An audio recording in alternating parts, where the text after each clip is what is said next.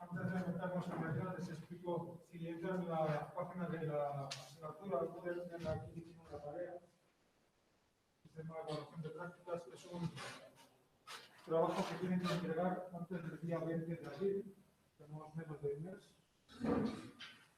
Y la evaluación de esa parte va a ser la nota de la parte práctica de este bloque, que son la mitad de la nota.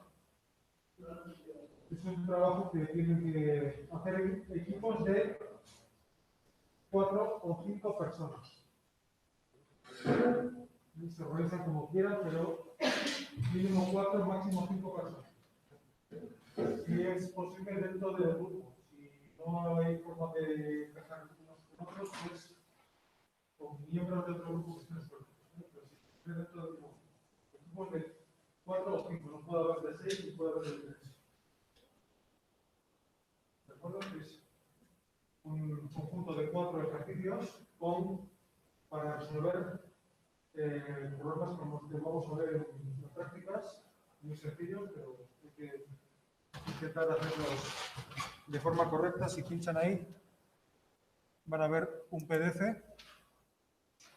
que es donde explico lo que tienen que hacer y cómo tienen que entregar los resultados de cada equipo de 5 personas, o de 4. Una de ellas va a ser la responsable de subir los resultados en PDF o como quieran a la tarea de Google para que quede ahí los resultados. Y con el Excel, en el Excel están los datos necesarios para poder resolver los problemas de cada ejercicio que se plantea en esta parte. ¿Entendido? Pues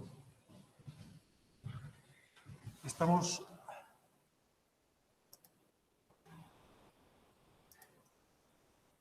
empezando todavía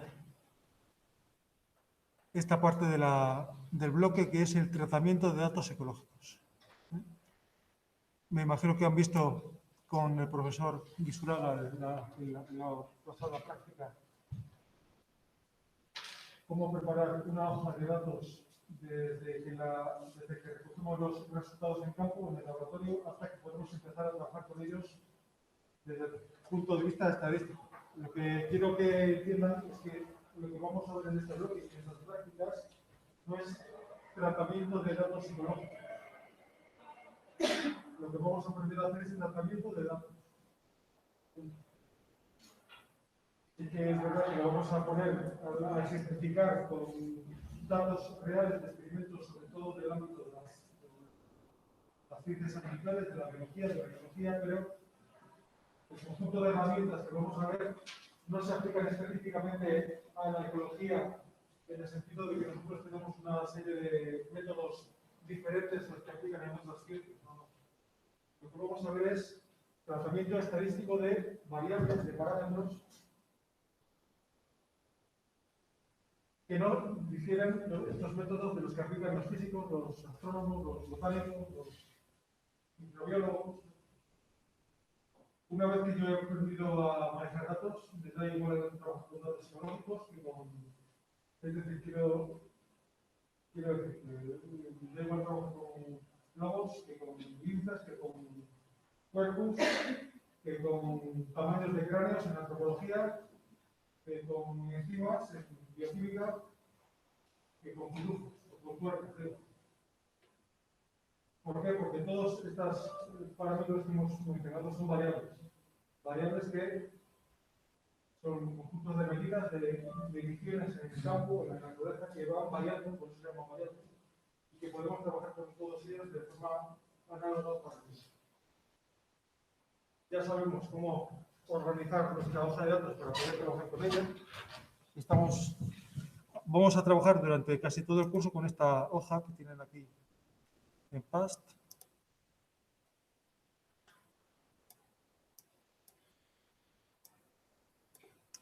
Y sabíamos que había dos grandes maneras de organizar una hoja de datos, ¿no? Que eran el modo Q y el modo R. El modo R es el modo estándar, digamos, el 90% de los análisis que vamos a hacer, los vamos a hacer con esta disposición en la cual las columnas representan variables y las líneas, las filas, representan muestras o casos o réplicas o observaciones de esa variable.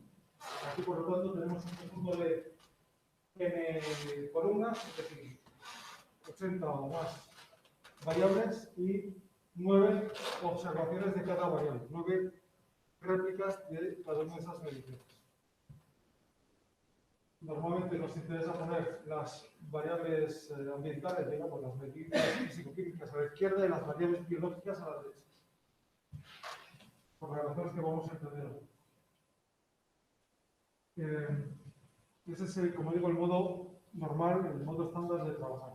En algunas ocasiones nos interesará transponer esa matriz de forma que las filas sean las variables y las columnas sean las muestras, pero ya digo que eso solo afecta a un porcentaje bajo de análisis que haremos sobre todo en la quinta y última.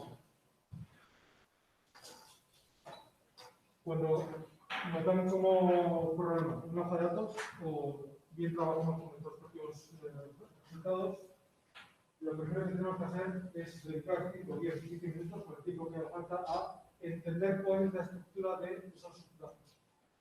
En el sentido de poder diagnosticar qué tipo de variables estamos manejando en ese caso concreto. Les decía en la primera sesión teórica que es vital, porque eso va a depender del hecho de que a partir de ese momento lo hagamos bien o lo hagamos mal, separar, discriminar sobre todo dos grandes tipos de variables, que son las variables independientes y las variables dependientes. ¿Cómo diferenciamos una de otras? Pues, como su nombre indica, una variable dependiente es aquella cuyo valor, el valor que yo coloco en cada una de esas celdas, depende de los valores que yo coloco en la columna de las variables independientes. Y no viceversa. Por ejemplo, estoy recordando simplemente lo que ya habíamos visto, ¿eh? Aquí tenemos una columna, por lo tanto una variable, ¿verdad?, que me indica la abundancia poblacional de una especie, un organismo, una planta. Aquí aparece el número 4. Eso significa que hay 4, por ejemplo, 4 individuos de esa especie en ese punto concreto, en esa muestra. En la octava, la séptima muestra hay 4 individuos, o una cobertura de 4%, no da igual. El caso es que tiene un valor de abundancia de 4 unidades arbitrarias.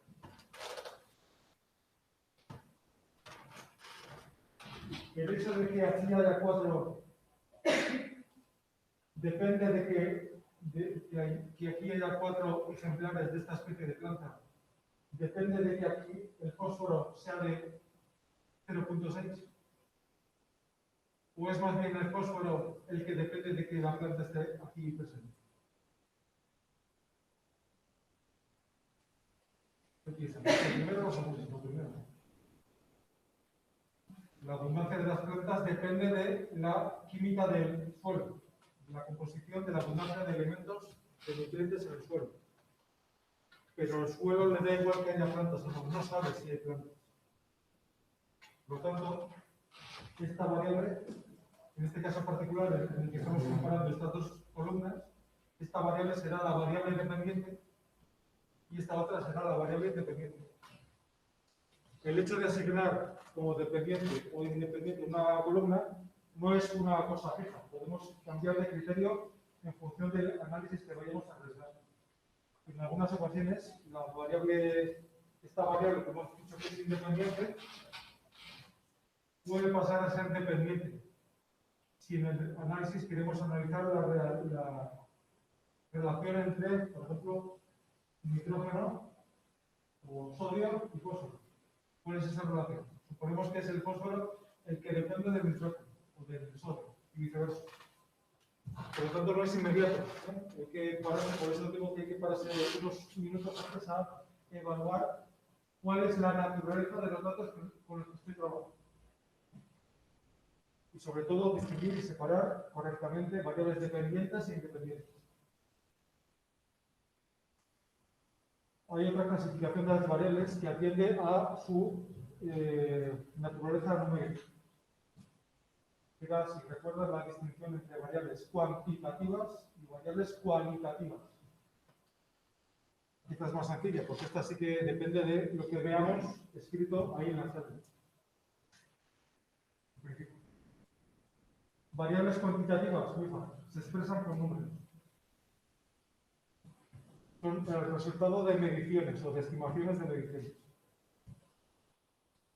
Todos los que vemos ahí son números, ¿verdad? Que se contraponen a las variables cualitativas con L, que el valor que adquiere la variable que la muestra se expresa con palabras, con caracteres alfanuméricos.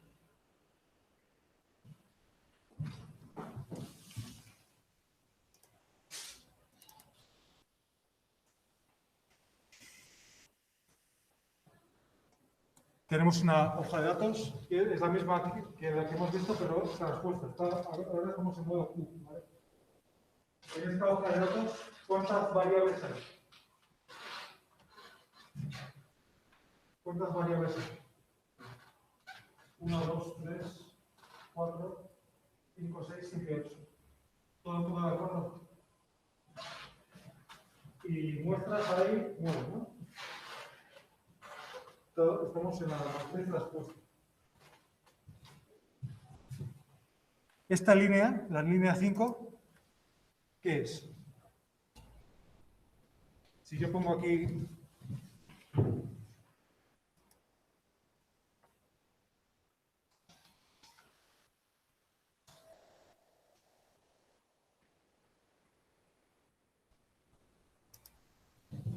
esta línea, esta fila, ¿qué es?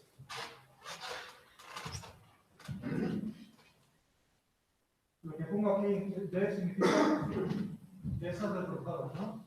1 es la primera muestra de ese tipo de dehesas. 2, 3. S significa de esas que no son. Y P es de esas, si pusiera aquí desglosado, sinuso, pasado. Esta línea, ¿qué es? ¿Es una muestra? ¿Es una variable?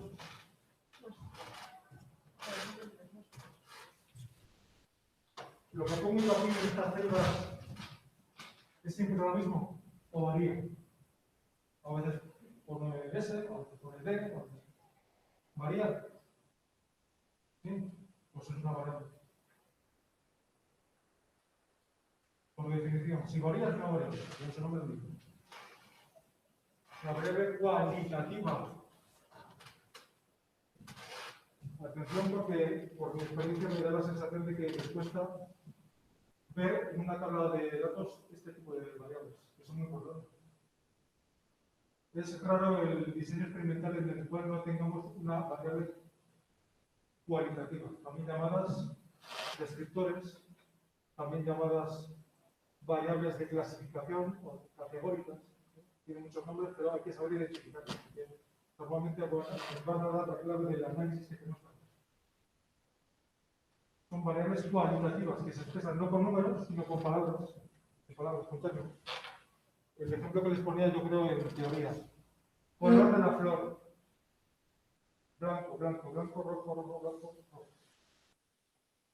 No es un número, no se puede cuantificar el color, se podría inferir, pero es un término, no una palabra, que va variando a lo largo de la columna. Pues es una variable. Una variable de respuesta, por ejemplo, un tratamiento en el que intentamos modificar el color de las flores.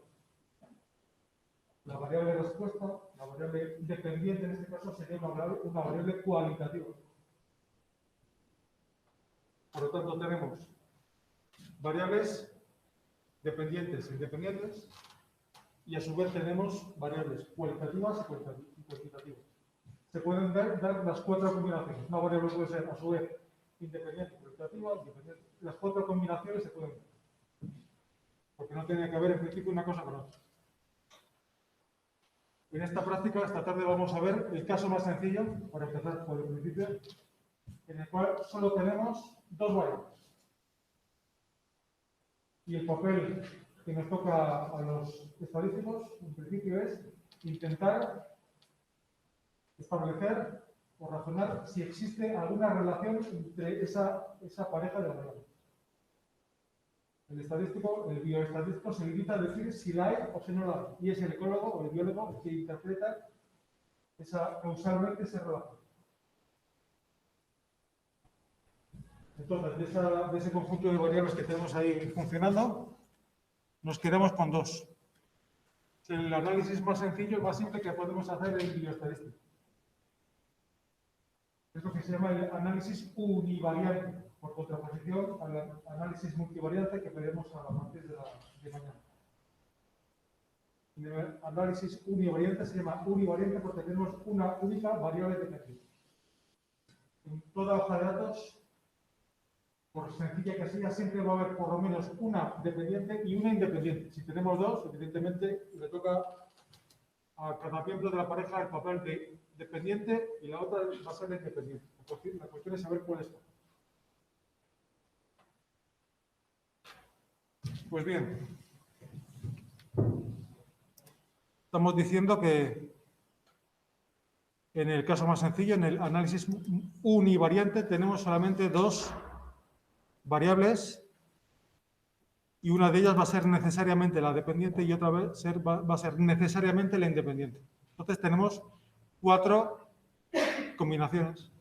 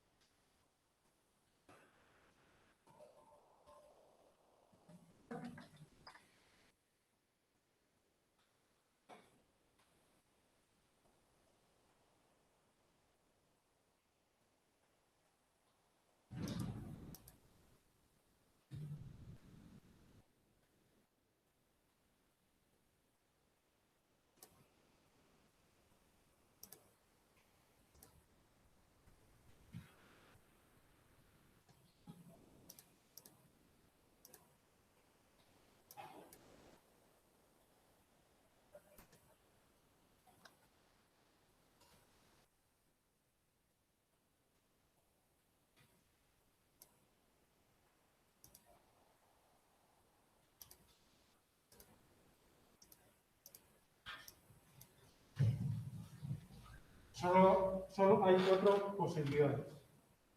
Tenemos 2 variables. Que las 2 sean cuantitativas, tanto la independiente como la dependiente. Que las 2 sean cualitativas.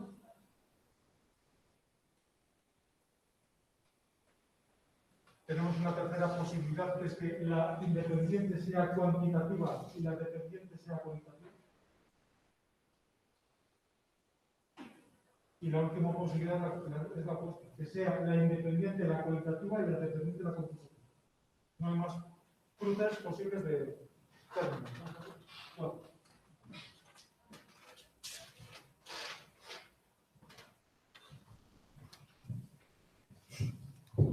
En el caso, insisto, en que tengamos solamente 2 variables.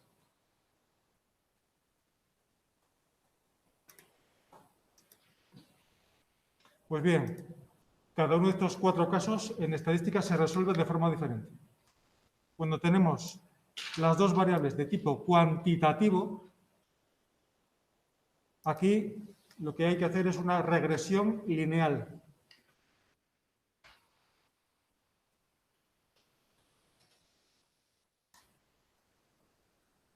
Que ustedes conocen bajo el nombre de correlación.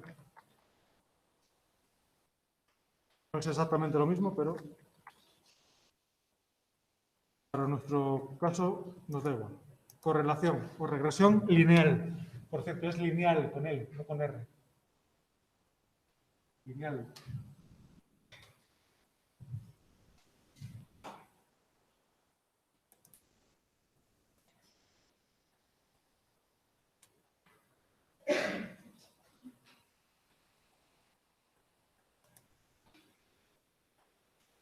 Cuando la independiente es cuantitativa, pero la dependiente es de tipo cualitativo, es una palabra.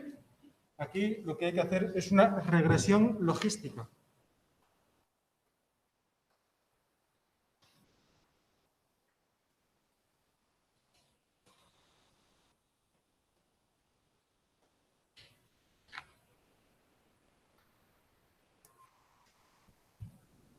Regresión logística. El caso opuesto, en el cual la independiente es quali y la dependiente es quanti,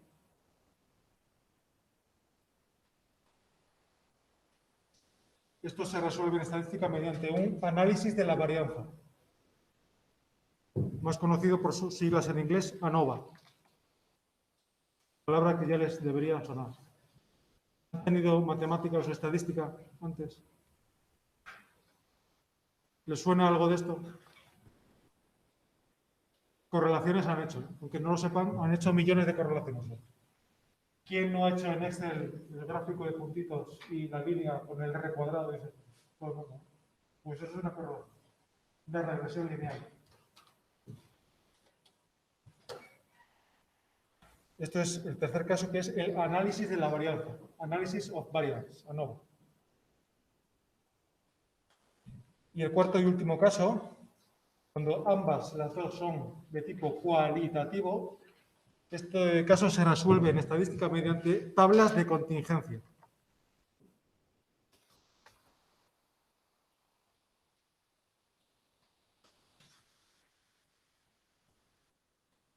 Tablas de contingencia. Pues ya está. Aquí es una de las claves del asunto que tenemos que resolver esta tarde. Saber dónde estamos. La pregunta que me hace siempre la gente. Bueno, Saúl, ¿y yo con estos datos qué hago? Es lo que estamos viendo esta tarde. Primero, identificar la naturaleza de las variables. ¿Qué son las filas? ¿Qué son las columnas? ¿Qué representa cada una de esas líneas? ¿Cuáles son cuantitativos, cualitativos? Si estoy en un análisis, si quiero hacer un análisis univariante, en el cual tengo solamente una pareja de variables, una pareja de columnas. Y en ese caso, ¿en qué parte de esta tabla estoy? ¿Cuáles de los cuatro pasos tengo que hacer? Eso es el primer paso. Como ven, es un proceso condicional en el sentido de que si me equivoco en el primer paso, el resto ya puedo estar trabajando 3 horas y estar todo mal. Por eso, les recomiendo estas primeras fases. Si no entienden algo, me paran y lo ven. Prefiero no ver el resto del temario que esta parte que perfectamente asentada que no me interesa. Si no entienden esto, no hacemos nada. Identificación de dónde estamos en la tabla. Dos quanti, dos cuales y alternativas. Quanti, quali, quali, quali. Vamos a simplificarlo todavía más, para que no se diga que no lo damos todo mostradito. Esta parte de aquí, la parte de la tabla, la buena noticia es que no la vamos a hacer. Para nosotros, la variable dependiente siempre va a ser cuantitativa. Todavía no. ¿Por qué no vamos a ver esto? Porque son tipos de diseños de estudios que son relativamente infrecuentes en biología, en ecología. Son más frecuentes en otros campos de la ciencia como la medicina o los análisis clínicos. Vamos a ver un ejemplo para que entiendan lo que quiero decir. Un ejemplo de regresión logística clásico en estudios de medicina. Número de cigarrillos que fuma una persona por día. Esta sería la variable independiente, que es una variable cuantitativa, ¿no? Ponemos aquí 10, 5...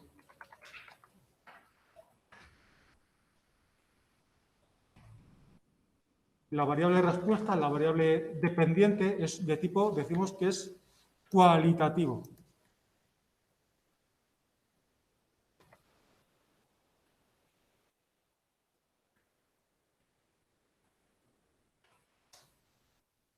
diagnosticamos si tiene una enfermedad o no, un enfisema, por ejemplo, un cáncer.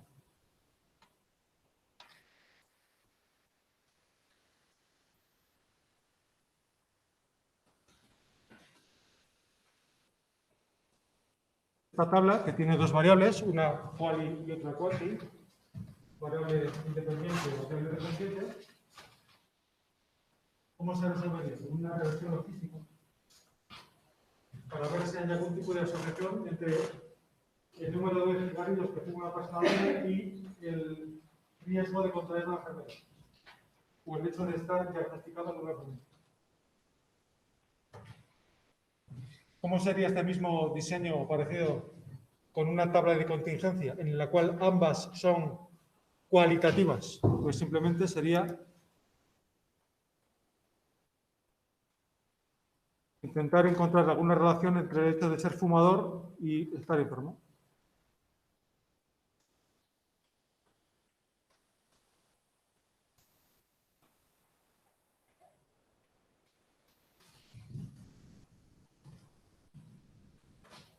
Aquí este estudio trataría de encontrar si hay relación entre dos hechos binarios. O es fumador o no es fumador. O está enfermo o no está enfermo. Esto es muy común en hacerlo, trabajar con ella en análisis clínicos y se resuelve mediante tablas de condición.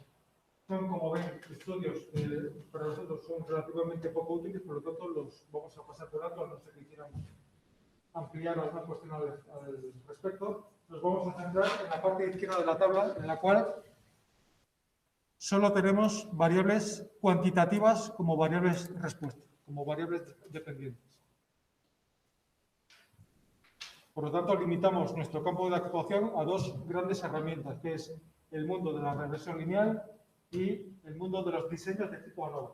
Ojo con la palabra ANOVA, porque ANOVA puede significar dos cosas. ANOVA puede significar el tipo de diseño general que tengo, en el cual la variable independiente es cualitativa, pero es que la palabra ANOVA también se refiere a un test, a una prueba específica que se aplica en estos casos.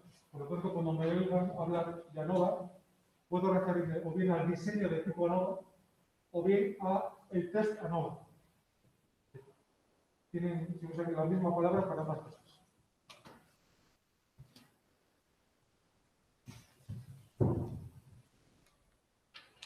Una vez que tenemos esto claro, ahora se trata de seguir un protocolo metodológico que tenemos que seguir y memorizar para tratar de establecer si existe o no relación entre esa pareja de variables. Lo primero que tenemos que hacer es la formulación de las hipótesis.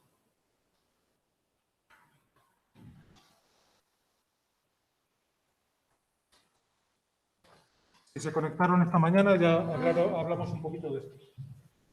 Formulación de hipótesis. Y hablo en plural, porque siempre son dos hipótesis, como decíamos esta mañana.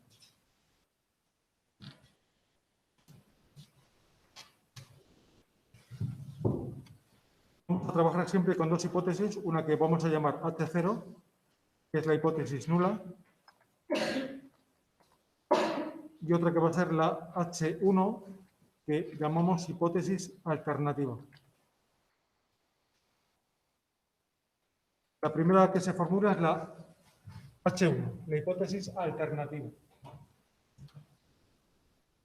Cuando yo intento establecer la relación entre dos variables, para que tenga éxito el experimento o el estudio que yo quiero hacer, yo adopto un enfoque optimista o positivo, en el sentido que la formulación de la hipótesis alternativa siempre es un enunciado en sentido afirmativo. Hay dos grandes hipótesis o dos hipótesis muy comunes alternativas que se utilizan en ecología, que son: existe relación entre las variables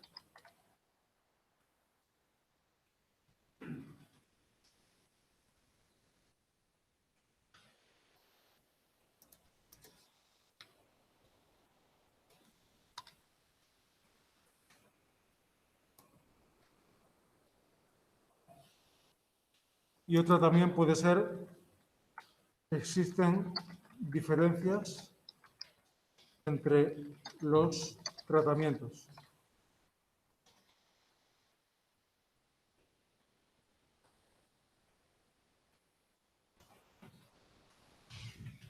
Nosotros pensamos siempre que existen relaciones entre variables, que el estudio va a acabar con éxito, en el sentido de que vamos a descubrir una relación que hasta entonces no existía, no se había establecido entre el peso de una persona y la talla, que es evidente, ¿no? O el diámetro de un tronco de árbol en una especie y la altura del árbol.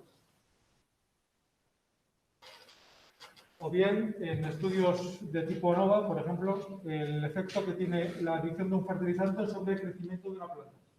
Tenemos dos niveles, dos tratamientos, tratamiento control, tratamiento experimental. Nosotros lo que queremos que pase es que existan diferencias estadísticamente significativas entre el peso de la planta experimental con respecto a la planta control. Eso es lo que nosotros esperamos que pase al final del estudio. Por lo tanto, como ven, siempre tiene un sentido optimista, positivo.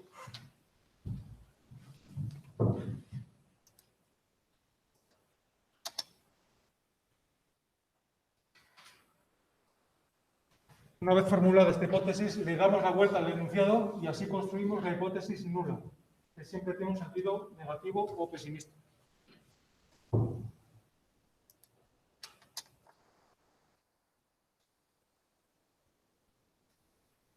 Sería, no existe, bien, no hay diferencias. Es la misma exactamente, pero formulada en sentido contrario, en sentido opuesto.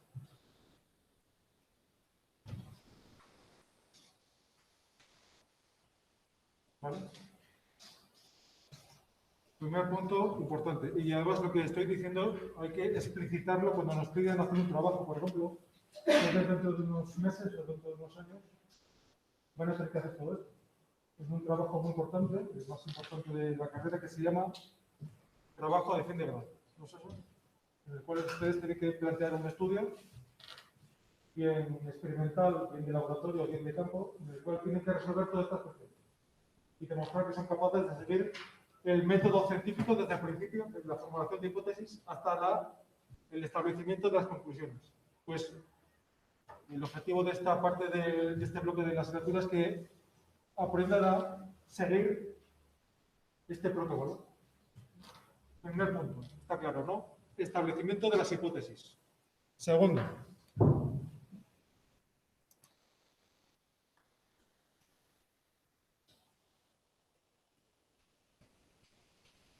elección del test.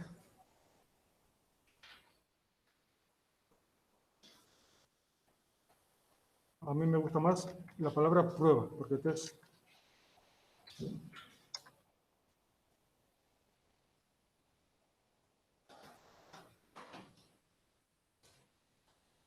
¿Qué es una prueba estadística o un test estadístico? Es un procedimiento, es una formulita matemática que no nos importa.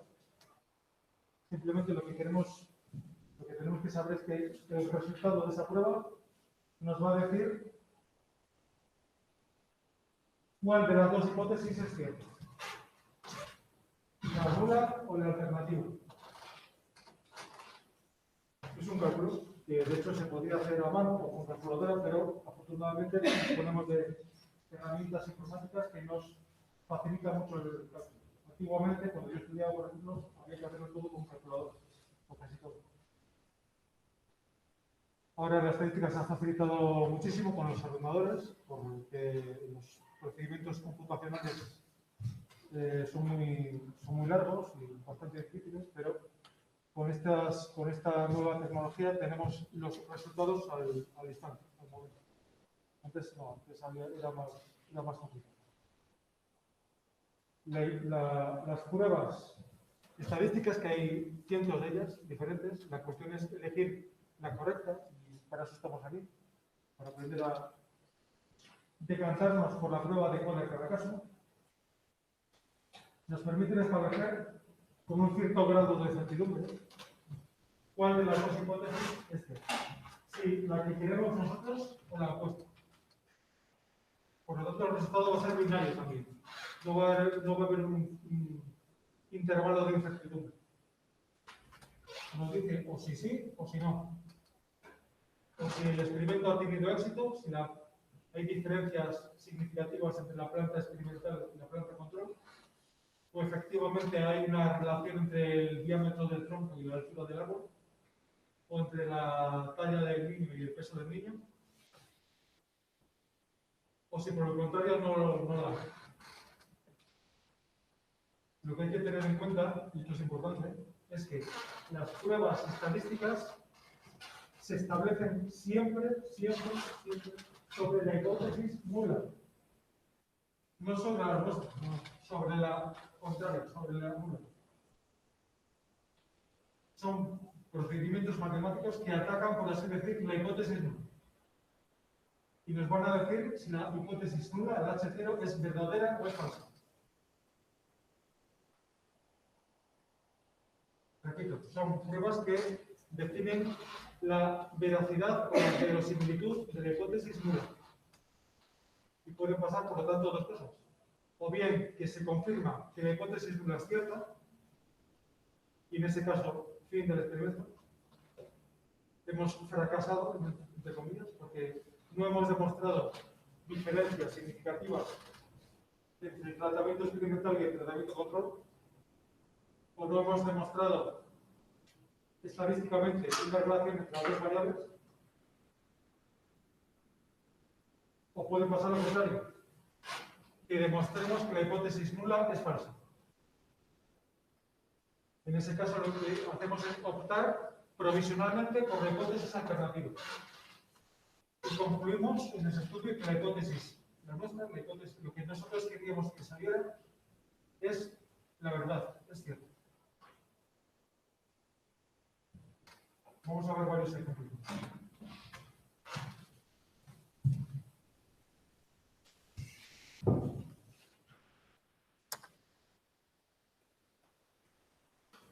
Para elegir la prueba correcta en cada caso, primero tenemos que saber en qué caso de los que hemos citado arriba estamos. ¿En qué caso estamos? Tenemos que hacer una regresión lineal o el tipo de diseño de ese estudio se adapta a una regresión lineal o se adapta más bien a una nueva, porque decíamos que esta parte no la íbamos a tener en cuenta.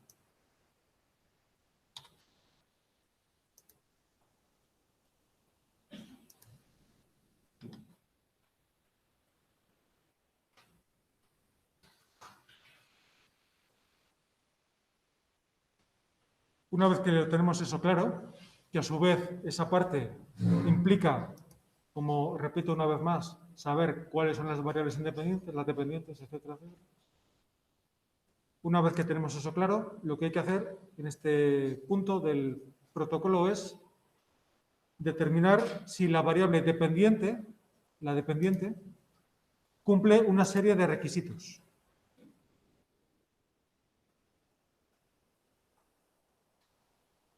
Si los cumple, optamos por un tipo de test, de pruebas. Si no los cumple, optamos por otro tipo de pruebas.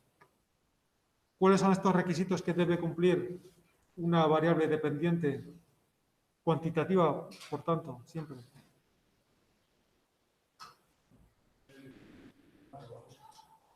Entre otras cosas, sí.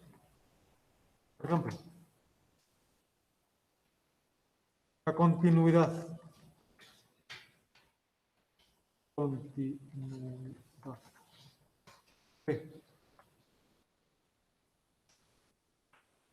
Como decía nuestro compañero, la normalidad.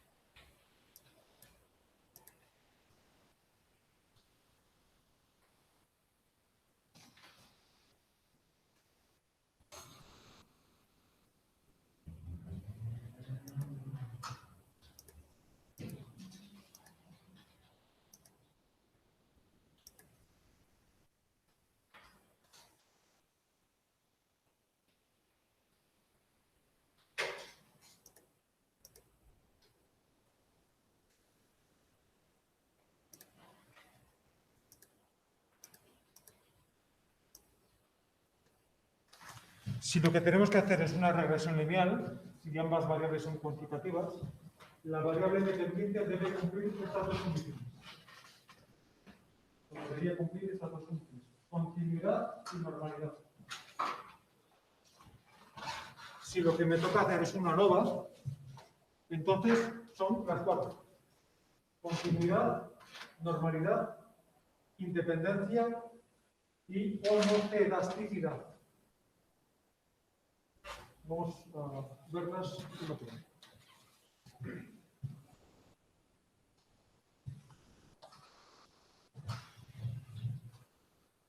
Ejemplo. Nos ponen como problema esta hoja de datos y nos piden establecer si existe o no relación entre esta cosa y esta cosa, que son estas cosas que son variables, ¿no?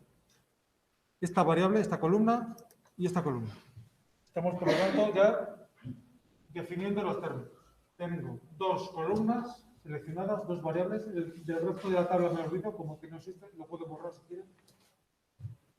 Y por lo tanto, estoy en el mundo de la estadística univariante, porque tengo una única variable dependiente. ¿En cuál de los cuatro casos, que ahora son dos, más fácil todavía estoy?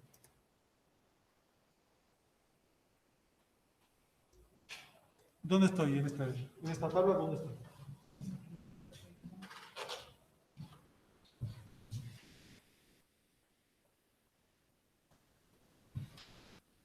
¿Qué tipo de variables están ahí funcionando?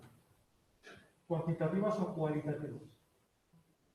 Claramente cuantitativas. ¿No?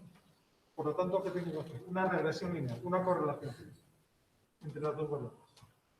Aquí se pueden preguntar, bueno, y en este caso particular, en el cual las dos variables son cuantitativas, ¿cuál es la independiente y cuál es la dependiente? Pues en este caso particular, aquí, en el primer caso de la tabla, en la regresión, y solo aquí, me da un poco igual. Suponer que es el nitrógeno el que depende de la materia orgánica o viceversa. Hombre, por lógica, nunca hay que perder de vista lo que estamos haciendo, porque a veces nos enfrascamos con números y variables y perdemos los árboles, nos impiden ver el bosque. De vez en cuando hay que parar y, bueno, ¿qué es eso de MO? MO es materia orgánica, el suelo. Por lo tanto, es lógico pensar que es el nitrógeno el que depende del porcentaje de materia orgánica del suelo, porque el nitrógeno forma parte de la materia orgánica del suelo. En este caso hay una relación de dependencia clara entre una y otra. Aquí yo diría que es la materia orgánica la independiente y es el nitrógeno el que depende de la materia orgánica. Pero si le diéramos la vuelta al razonamiento, por lo menos desde el punto de vista estadístico no pasaría nada. Simplemente dar la vuelta al gráfico.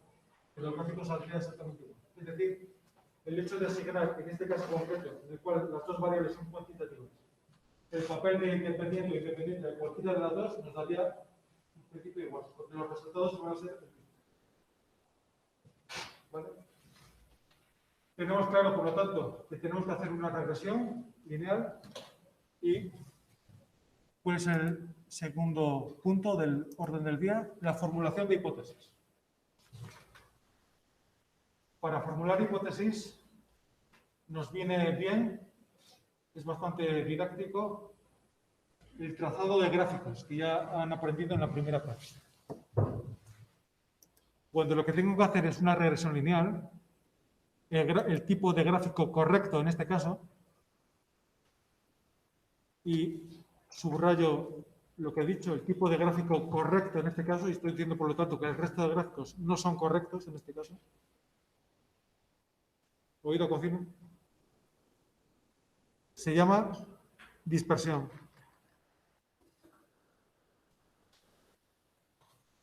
O nube de puntos. El gráfico típico que nos hace Excel, con los rombitos por ahí. La nube de puntos, la dispersión, el gráfico de dispersión. Entonces, para poder formular hipótesis, vamos a hacer un gráfico de dispersión entre esas dos variables. Las seleccionamos y le pedimos a PAST que nos trace un gráfico de dispersión, que el programa lo llama XYgraph. En plot, dentro de plot, voy aquí, a XYgraph. La segunda base.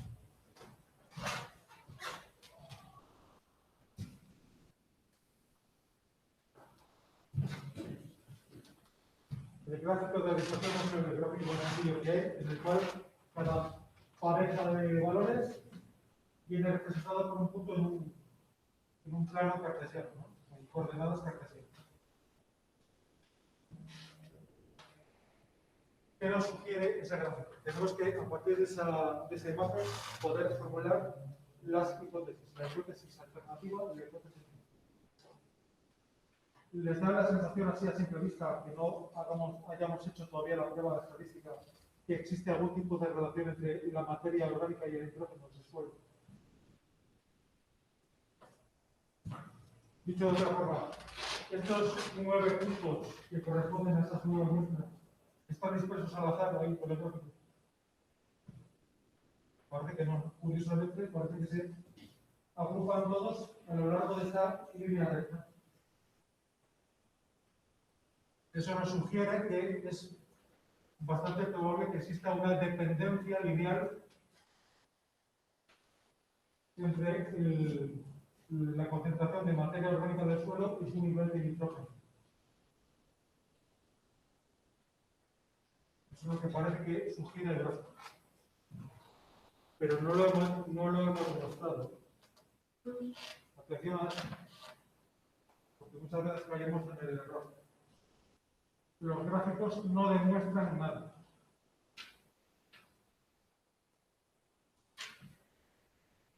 Repito, los gráficos no demuestran nada. Sirven para visualizar los datos, mejor que una tabla. Sirven para formular hipótesis, pero por sí mismos, por ellos solos, no demuestran nada. Lo digo porque mucha gente tiene la mala costumbre de terminar su trabajo con una conclusión que es un gráfico. Un gráfico no concluye nada, por muy bonito que nos salga.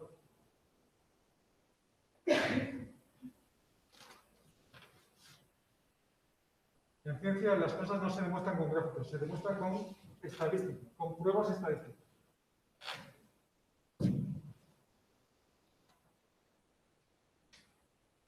Viendo ese gráfico yo puedo sugerir la hipótesis de que existe una correlación, una dependencia entre las dos variables. Además, parece ser que existe esta relación de tipo lineales, porque los puntos se agrupan a lo largo de una recta. Podría ser una curva también, pero no, curiosamente es una recta. Por lo tanto, estoy diciendo que existe una correlación y que es una correlación lineal. Son dos cosas diferentes. Y además puedo seguir sacando jugo de esto, que además de ser una correlación lineal, es una correlación lineal positiva. Es decir, cuanto más materia orgánica tiene el suelo, más nitrógeno tiene. Porque podría ser también así. Y cuanto más tuviera de esto, menos tuviera de esto. Una correlación negativa. Por lo tanto, estoy diciendo que es probable que exista una correlación, que sea una correlación de tipo lineal, que sea una correlación lineal positiva. Son tres cosas diferentes.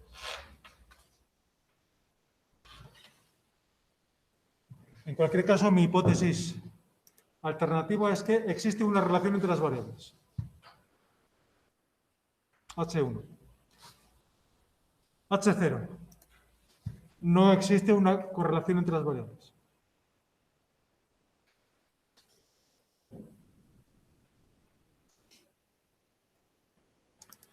Elección de la prueba. ¿En qué caso estoy? En el primero de ellos, que era la regresión lineal, ¿no? Eso lo tengo claro. Por lo tanto, tengo que verificar que la variable dependiente, la variable respuesta, cumple esos dos requisitos, que son el requisito de la continuidad y el requisito de la normalidad. ¿Qué me supone la continuidad? La continuidad significa que la variable tiene que ser continua. esto lo vimos también en la primera clase de teoría, había dos tipos de variables cuantitativas, las cuantitativas continuas y las cuantitativas discretas.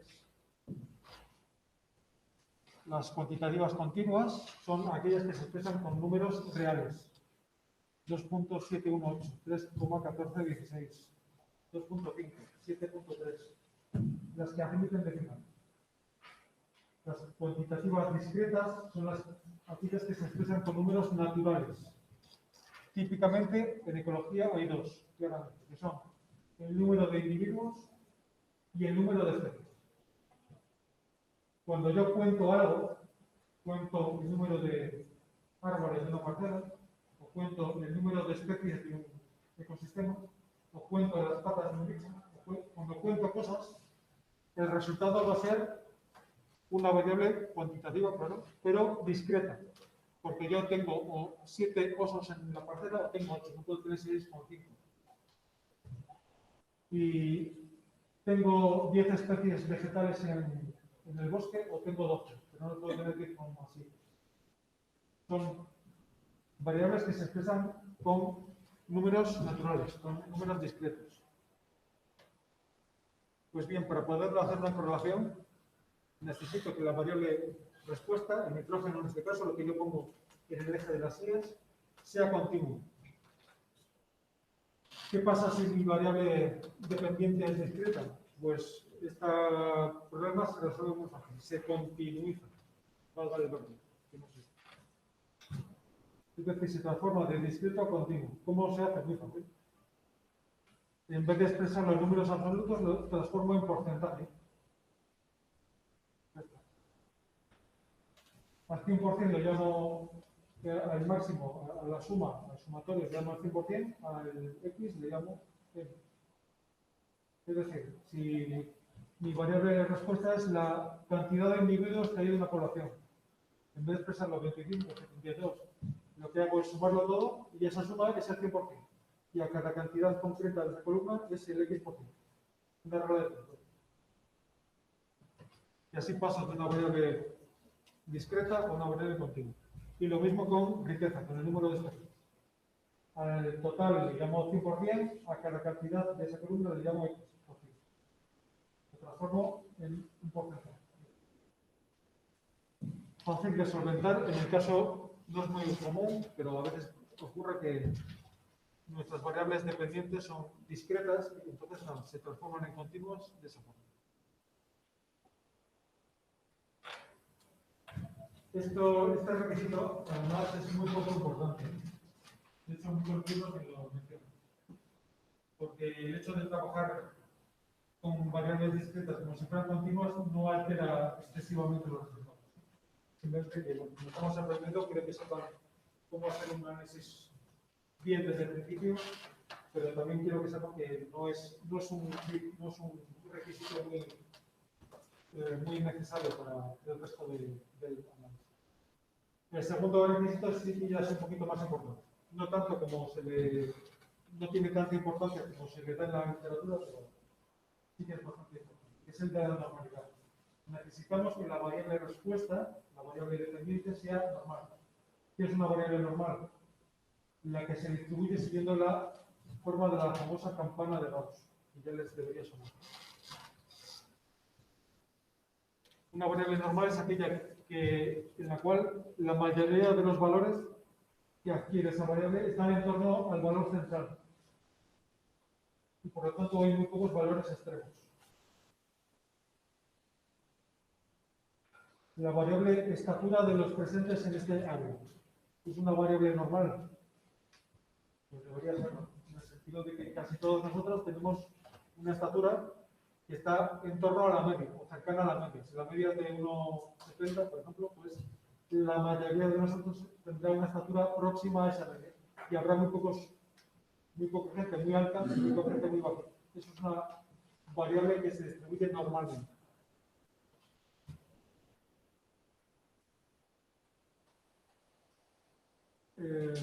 La normalidad, ¿cómo se comprueba? Pues hay varias formas. En el guión de prácticas les explico 3 o 4, pero la forma más inmediata de establecerlo es gráficamente. Si esta es nuestra variable dependiente, la variable respuesta, pues para comprobar si es o no normal, podemos trazar, por ejemplo, un histograma. Vamos a plot y trazamos un histograma. Un histograma es un gráfico de barras en el cual la variable aparece compartimentada en intervalos iguales, en intervalos regulares, y en el eje de ordenadas nos representa la frecuencia que adquiere cada uno de esos intervalos de la variable. ¿Cuántos intervalos? Pues los que queramos. 2 solo, o 3, o 4, o 5, o 6, o 7.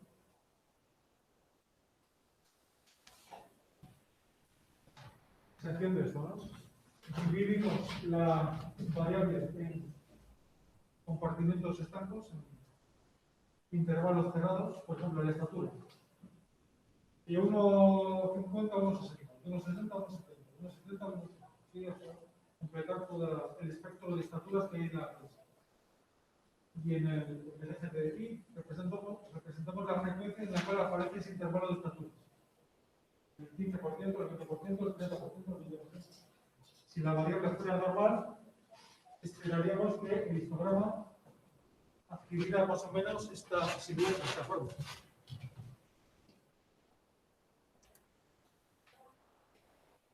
Es decir, que hubiera una mayor frecuencia de valores intermedios y una menor frecuencia de valores extremos. Nos parece que el histograma se adapta más o menos a la forma de la campana de Gauss. Le faltan valores por el exceso. También, si bien es cierto que los histogramas funcionan bien para comprobar la normalidad, si tenemos muchos valores, si tenemos un gran tamaño muestral. ¿Cuántas muestras tenemos nosotros? Solamente tenemos 9. Ya les digo yo que por debajo de 30 muestras, los histogramas generalmente no suelen funcionar. Por este caso es más recomendable usar otro método gráfico alternativo, que es el trazado de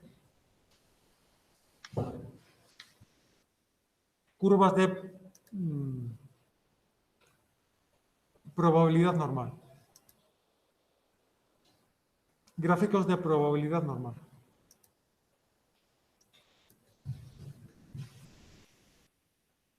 Normal Probability Plot. Dentro del plot, que es un gráfico de probabilidad normal, también llamado a veces QQ-plot. QQ-plot. Un gráfico de probabilidad normal es un gráfico en el cual en el eje de las Y, en el eje de ordenadas, aparecen los valores de la variable, los 9 valores. Y en el eje de las X nos aparece el valor que debería tener cada una de las muestras si la variable fuera normal.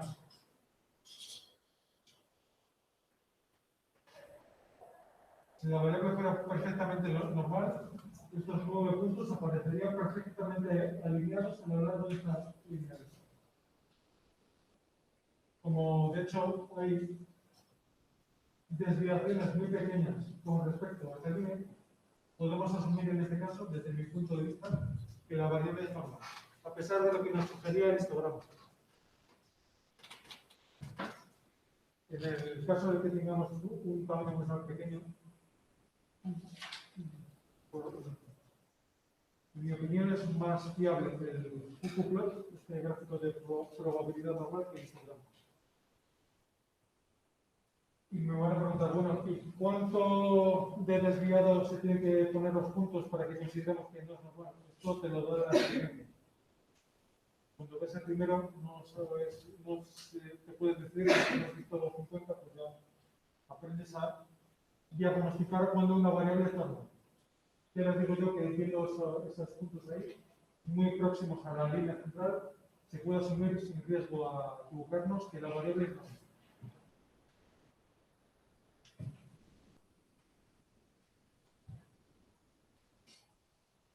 Este segundo requisito de la normalidad tampoco tiene tanta importancia como a veces se le da en los libros.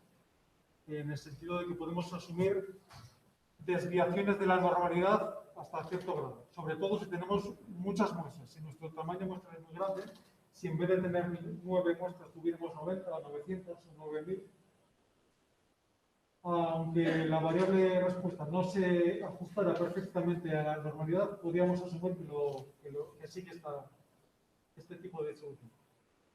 Hay una ley fundamental de matemáticas que se llama el teorema central del índice,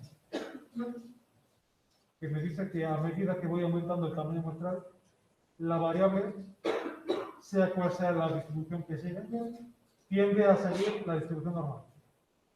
Es decir, si con 9 muestras no la sigue, con 90 se va a acercar más a la normalidad, y con 900 todavía más, y con 900.000 ya seguro que es normal la variable. ¿De acuerdo? Entonces, siempre que tenga más valores en torno a la media y pocos valores externos, puedo asumir hasta cierto punto que la variable es normal.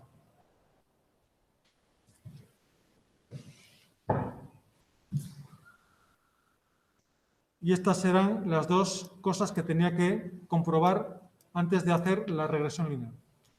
En el caso de que se cumplan ambas las dos, que sea una variable continua, y si no la hago continua, y que sea una variable normal, el test adecuado en este caso se llama prueba de Pearson.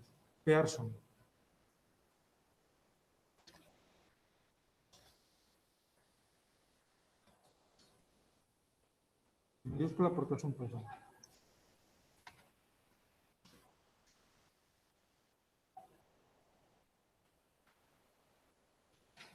Prueba de Pearson. Si tengo que hacer una regresión lineal y la variable dependiente es continua y normal, la prueba adecuada en este caso se llama prueba de Pearson. Vamos a hacer la prueba de Pearson para establecer si existe o no relación entre materia orgánica y nitrógeno. Voy aquí a Univariate, y le pido a Paz que me haga un test de correlación, que es así como llama él a esta prueba. Prueba de Pearson.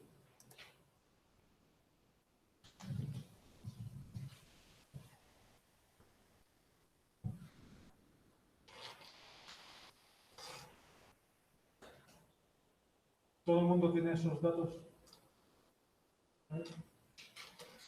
Cuando yo hago una prueba, siempre voy a tener un resultado doble. Dos numeritos. No uno, sino dos.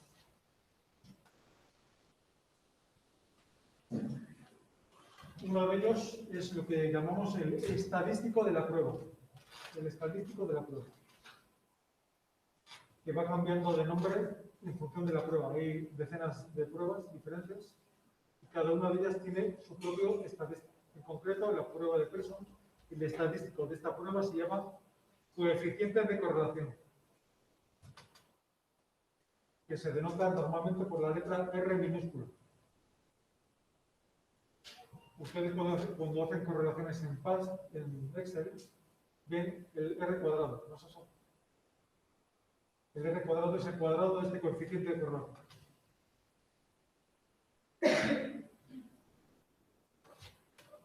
El primero de los valores, como poner aquí en la izquierda, es el coeficiente de correlación, el estadístico de esta prueba de peso. Estoy haciendo la prueba de peso, ¿no? ¿Qué me indica el coeficiente de correlación? El coeficiente de correlación es un número que varía entre -1 y 1, pasando por 0. El signo de ese número me indica si la correlación es positiva o negativa. Si el número es positivo, como es en nuestro caso, porque tenemos 0,9, me indica que la correlación entre materia orgánica y nitrógeno es positiva. Es decir, la línea es una línea creciente. Si hubiéramos obtenido valores negativos, hubiera significado que la correlación de existir sería una correlación inversa, una línea decreciente. Valores de 1 o próximos a +1 significan que la correlación es casi perfecta. Es perfecta. Si hubiéramos obtenido un R de 1, eso hubiera significado que los puntos en el gráfico se hubieran alineado perfectamente a lo largo de una línea recta. Cuanto más próximo sea ese valor a 1, a más 1, tanto más fuerte, más intensa es esa correlación. Nosotros hemos obtenido un valor no de 1, pero muy cerca a 1, y es 0,96. Por lo tanto, eso nos indica que existe una fuerte, una intensa correlación entre materia orgánica y nitrógeno. Pero, atención a esto. Todavía no he demostrado que exista correlación entre materia orgánica y nitrógeno. Desde el punto de vista estadístico. El valor de R me indica que existe una dependencia, una correlación muy intensa, pero no he demostrado que sea estadísticamente significativo. ¿Qué es lo que busco?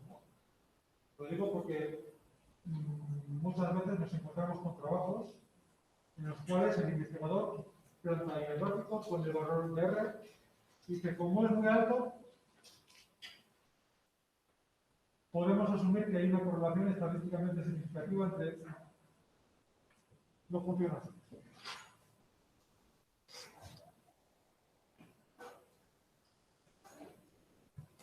La significación estadística nos la da el otro valor, no este.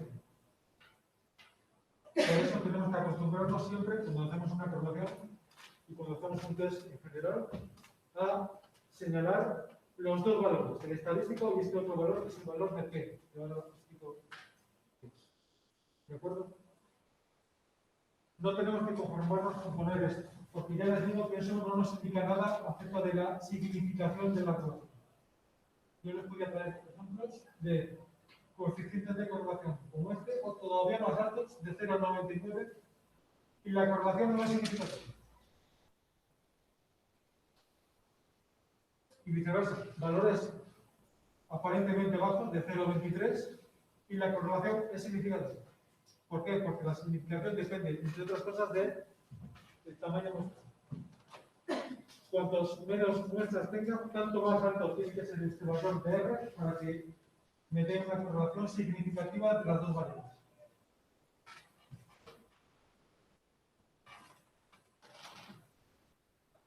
Tenemos que fijarnos, por lo tanto, sobre todo en este segundo valor, el valor de P. P es común para todos los test. Los test van cambiando de estadístico, pero siempre tienen asociado un valor de P, que es el más importante para nosotros. Porque nos va a dar el kit de la cuestión. Si la hipótesis nula es verdadera o falsa. Ese valor de P es un valor de probabilidad, ¿no? No sé si han visto antes probabilidad. Es un valor, por lo tanto, que va de 0 a 1. 0, suceso imposible, 1, suceso seguro. Pues bien, atención a esto, que es la clave de la práctica de hoy. P es la probabilidad de que la hipótesis nula, decimos que los test atacan la hipótesis nula. Pues bien, P es la probabilidad de que la hipótesis nula, la H0, sea cierta.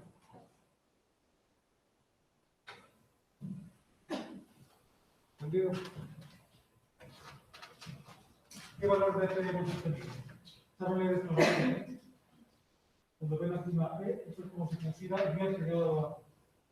Esto sería 5,5 por 10 a la menos 5.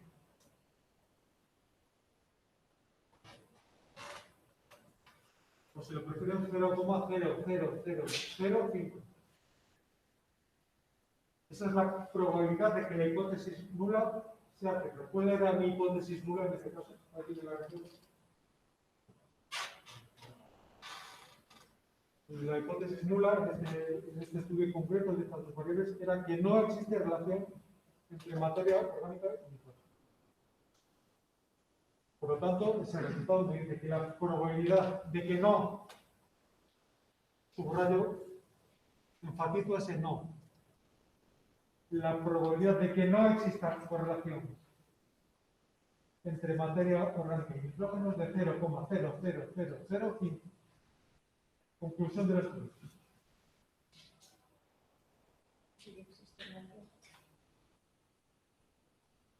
Yo lo veo claro, ¿no?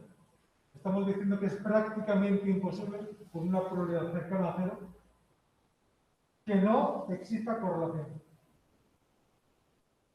Luego, es como si decíamos, este es una 99,99994 de probabilidad de que exista.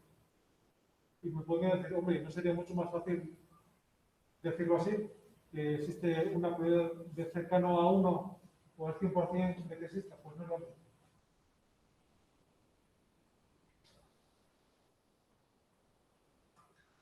Y para entender por qué no es exactamente igual una cosa que otra, necesitaríamos un cursillo de 3 meses.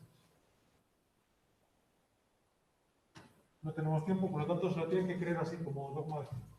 Las pruebas estadísticas atacan la hipótesis nula. Cuando la podemos descartar por improbable, entonces sí que ya nos decantamos por hipótesis alternativas. Hemos demostrado que la probabilidad de que no exista correlación es muy baja. Por lo tanto, nos decantamos en ese caso por la hipótesis alternativa. Y concluimos, ahora sí que ya bien, científicamente, que existe una correlación estadísticamente significativa entre las dos variables.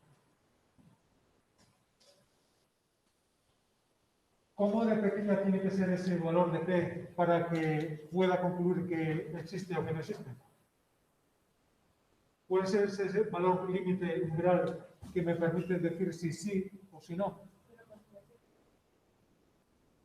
Eso lo sabe, ¿no? 0,05 es el único número que me tengo que saber de memoria en toda la asignatura.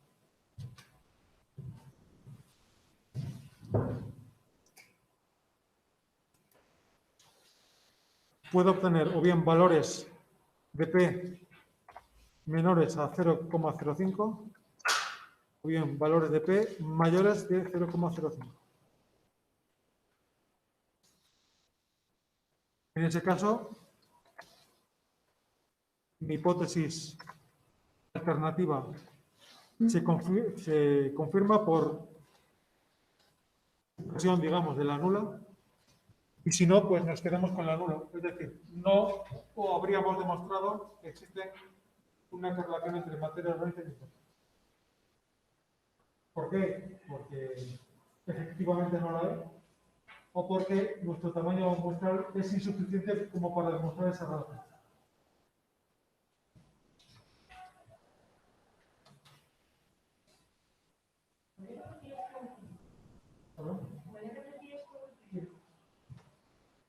El valor de P es la probabilidad de que la hipótesis nula sea cierta, ¿no? Vamos a obtener siempre un valor entre 0 y 1, claro, porque es una probabilidad. Tenemos que fijarnos si el P que obtenemos es menor o mayor de 0,05. ¿Qué pasa si es un valor menor de 0,05?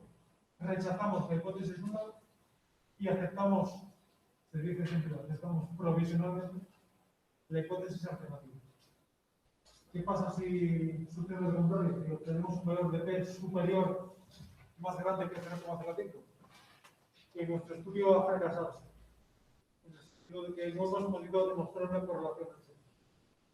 Aceptamos la hipótesis nula de que no existe correlación y rechazamos la correlación de que no existe.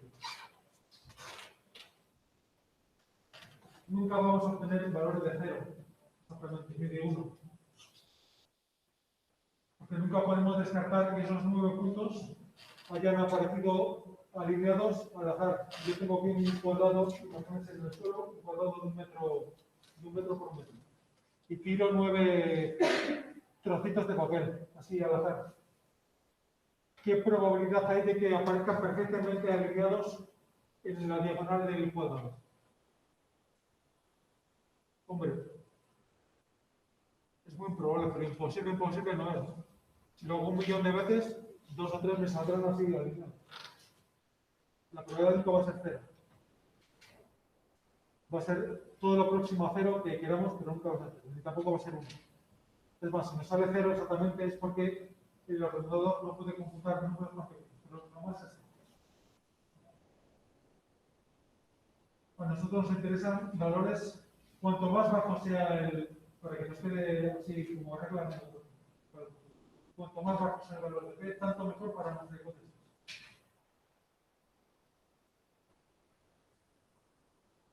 Hemos obtenido un P de 0,00005, pero si fuera todavía más pequeño, tanto más seguros estamos de que existe una correlación entre las dos variables. Tanto más significativa es la correlación.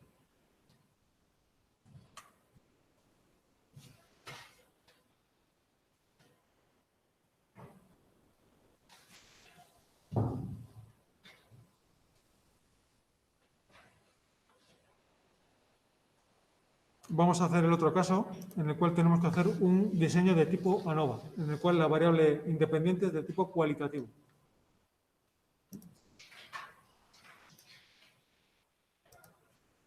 Vamos a seguir con esta como variable dependiente, el nitrógeno. Ven aquí en la tabla alguna variable de tipo cualitativo que podemos utilizar para hacer el ejemplo.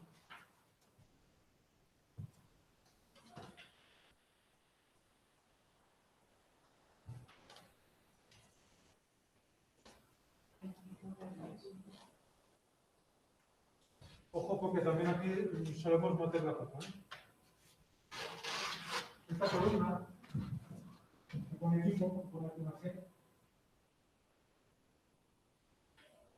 veo números, ¿no? 1, 1, 2, 2, 3, 5. Uno que muy despierto va a decir, bueno, esto es números, es una variable computativa. Bueno, el hecho de que tenga números no significa necesariamente que sea cuantitativo. Si hay palabras, de nuevo es cualitativo, pero el razonamiento inverso no. Si veo números, tengo que pararme a pensar. Aunque haya números, estos números se pueden sustituir por palabras, ¿no? En vez de 1 puedo llamarlo desbrozado. En vez de 2 puedo poner sin uso, sin uso. Si los números son intercambiables por palabras, entonces estoy ante una variable cualitativa. O también lo podemos razonar de esta forma. Los números son intercambiables entre sí. Es decir, puedo poner aquí unos, aquí 2, aquí 3. No hubiera cambiado nada. Ojo, porque nos solemos equivocar con relativa frecuencia. Insisto una vez, cuanto más tiempo pasamos viendo sin hacer nada, sin analizar los datos, simplemente entendiendo la naturaleza de los datos, tanto menos quebraderos de cabeza nos va a causar el análisis de la hoja. Esto es una breve cualitativa, a pesar de que tengan. Y por cierto, cuando a la hora de diferenciar entre discretas y continuas, el hecho de que no tenga decimales no significa necesariamente que la variable sea discreta. Lo digo porque a veces nos hemos encontrado con un caso pH, por ejemplo. Imagínense que lo ponemos sin los decimales, lo redondeamos a 5,5,5, 4, 5, 4. Claro, no que no esté abejado, pues porque bueno, aquí no hay decimales, es una variable discreta. Pues no es. Tenemos que atender a la naturaleza de la variable. Aunque no los tenga, puede tener decimales. No los tiene porque igual mi pHímetro no es de precisión ni número decimales. Pero si tuviera un método más preciso, hubiera obtenido decimales en esa variable. Pues si los puede tener, aunque no los tenga, es una variable continua, no es discreta. El número de linces es necesariamente discreto, porque yo no puedo tener, aunque lo midan de distintas formas, no puedo tener 2.7 linces. Pero el pH, todas las variables que vemos ahí, tengan o no decimales, son variables continuas por su propia naturaleza, no por los datos que aparecen en el objeto. ¿Vale? Estamos intentando hacer una nueva, ¿verdad? En la cual necesitábamos una variable independiente cualitativa, que va a ser esta, y una variable dependiente, que puede ser la que ustedes quieran. Por ejemplo, nitrógeno. Queremos ver si hay algún tipo de asociación entre el tipo de ecosistema, entre el tipo de dehesa y el porcentaje de nitrógeno que aparece en sus suelos. Ese sería el objetivo del estudio. Formulación de hipótesis. Para formular hipótesis decíamos que era conveniente hacer un gráfico. ¿Cuál es el tipo de gráfico adecuado en este caso? Para el anterior era el gráfico de dispersión, para este caso es el box plot o gráfico de cajas, que también lo saben hacer de la práctica anterior. Vamos a hacer un box plot.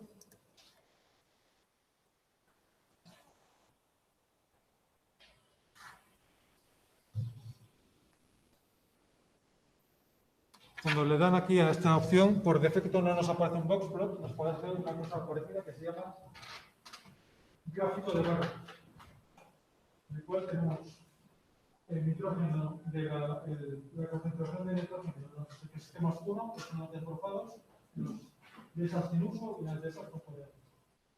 La altura de la barra nos indica la media, la concentración media de nitrógeno en las de esas de tipo 1, las de esas desbrozadas es de 0,27. Y la barra de error me indica, en este caso, la desviación típica. En torno a esa media, de esas tres mediciones que hacemos de nitrógeno en ese tipo concreto de desas. Pero a mí me gusta más hacer un box plot propiamente dicho, que es este gráfico, en el cual ya sabemos que la altura de la caja me indica el rango intercuartílico, la línea media es la mediana, no la media, la mediana, el valor central. Viendo este gráfico, ¿qué hipótesis podemos aventurar a decir en este caso?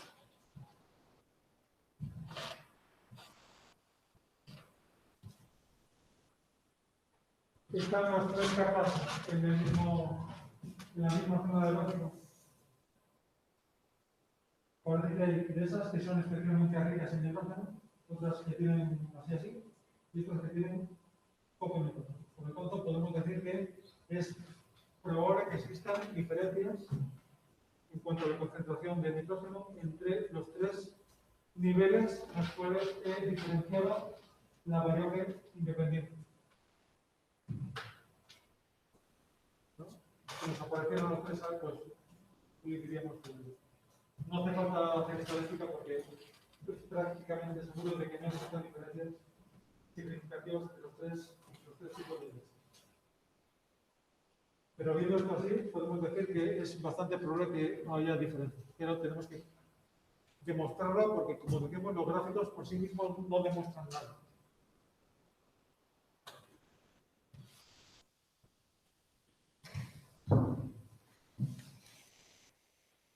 Por lo tanto, hipótesis, existen diferencias entre los tratamientos. Aquí entendiendo el tratamiento como de los diferentes niveles en los cuales separamos la variable independiente, que son los tres tipos de DS. Hipótesis nula, no existen diferencias entre los tres tipos de DS en cuanto a su concentración de nitrógeno. Segundo punto, hay que elegir la prueba adecuada en este caso. ¿Dónde estamos en la tabla? En un ANOVA, ¿de acuerdo? En un diseño de tipo ANOVA. Y hay que comprobar no dos, sino las cuatro cosas, que son continuidad, normalidad, independencia y homocedasticidad. La continuidad y la normalidad la hemos demostrado ya para el caso anterior porque no hemos cambiado de variable dependiente. Sigue siendo el nitrógeno. Si se recuerdan, habíamos concluido que era continua y que era normal. ¿Qué pasa con el tercer requisito? El requisito de la independencia. De eso hablamos esta mañana, precisamente. Necesitamos que las mediciones que hemos hecho de esa variable sean independientes entre sí. Esto ya no es para saber si en un diseño hay independencia o no. No hay gráficos ni números ni nada. Esto es de pensar un poco. De cómo está planteado el estudio. En concreto, hay que preguntarse, las 3 mediciones que he hecho aquí de nitrógeno en estas dehesas de tipo deforzado, esas 3 mediciones, dependen en algún sentido de las mediciones que yo he hecho aquí, o que he hecho aquí. Es decir, al cambiar estos valores, se van a cambiar estos. En principio no, porque son parcelas que no tienen nada que ver. De hecho, pueden estar a cientos de kilómetros de distancia. Aquí hay una independencia espacial entre los 3 tratamientos, entre los 3 niveles de la variable. Puede haber también independencia temporal, o ambas. Para que lo entiendan, vamos a ver un ejemplo en el cual no hay independencia. Hay un tipo de estudios que son muy frecuentes para los ecólogos, que son los estudios que se llaman estudios de medidas repetidas. Por ejemplo, cuando se quiere estudiar la sucesión ecológica. Saben que una de las principales líneas de trabajo del Departamento de Ecología es el estudio de la ecología del fuego, ¿no es eso? Entonces, un estudio clásico típico es ver cómo se recupera el ecosistema después de un incendio forestal. Hay en agosto un incendio y queremos ver cómo va aumentando el número de plantas, de la riqueza vegetal y animal en una parcela de terreno. Entonces, lo que hacemos es, una vez extinguido el incendio, en ese mismo momento establecemos el nivel control, que es el mes cero, en el cual anotamos el número de especies vegetales, cero. Esperamos un mes. Y en esa misma parcela de terreno, en esa misma unidad experimental, contamos el número de especies que van rebrotando. Aparecen 3 especies. Esperamos otro mes y hacemos la misma medición en la misma unidad. Aparecen otras 3, 6. Se van acumulando más y más especies. En ese caso, ¿hay independencia entre las mediciones? Pues está claro que no, porque claro, el hecho de que en un mes haya 3 condiciona el hecho de que en el mes siguiente se acumulen hasta 6. Si no hubiera 3, si hubiera 0, no se hubieran acumulado 6 en el segundo mes. ¿Entiendes? Que hay una dependencia temporal entre las sucesivas mediciones. Como si tuviéramos en este caso mes 1, mes 2, mes 3. Lo que medimos en el mes 2 depende de lo que medimos en el mes 1. Y lo que medimos en el mes 3 depende del 2 y del 1. Porque son efectos acumulativos en el tiempo. Cuando nuestra variable independiente es el tiempo, sospechan que podemos estar ante un estudio de medidas repetidas en el cual no hay independencia de las.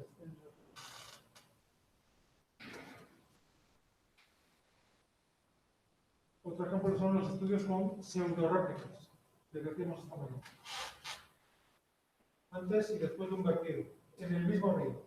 En el mismo río se puede hablar de independencia entre las muestras que cogemos abajo, las que cogemos 100 metros arriba, no, porque es el mismo río, es el mismo agua.